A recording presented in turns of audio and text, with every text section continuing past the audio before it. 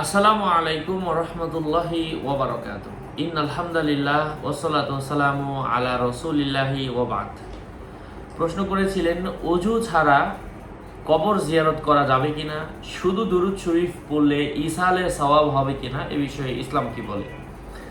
আলোচনা বুঝতে সাথেই থাকবেন।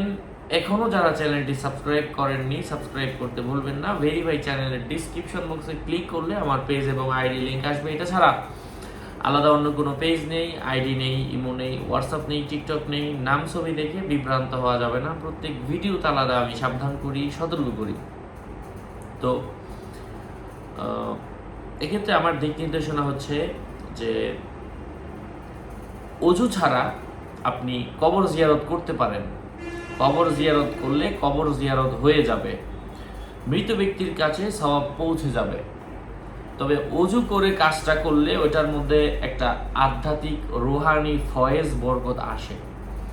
এই জন্য আমরা অজু করেই কাজটা করব। অজু করে করলে বেশি ভালো হয়, না করলে যে হবে না বিষয়টা এমন না। আর আরেকটা প্রশ্ন ছিল যে শুধু দুরূদ শরীফ অজু ছাড়া পড়লে ইসালে সওয়াব হবে কি না। হ্যাঁ, দুরূদ শরীফ পড়লে ইসালে সওয়াব হবে।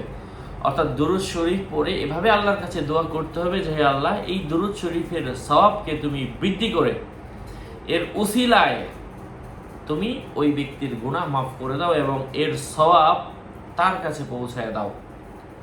আশা করছি বুঝতে পেরেছেন। আরও আপডেট পেতে সাথেই থাকবেন। সকলের মঙ্গল, দীর্ঘায়ু, সুস্বাস্থ্য কামনা করে এখানেই শেষ করছি। দেখা হবে অন্য কোনো ভিডিওতে। আমি প্রত্যেক ভিডিওতে বলি ভেরিফাই চ্যানেলের ডিসক্রিপশন বক্সে ক্লিক করলেই কিন্তু আমার পেজ এবং আইডি আসবে। এটা ছাড়া আলাদা অন্য কোনো পেজ নেই, আইডি নেই, ইমো নেই, হোয়াটসঅ্যাপ নেই। সাবধান। আসসালামু আলাইকুম ওয়া রাহমাতুল্লাহি ওয়া বারাকাতুহু।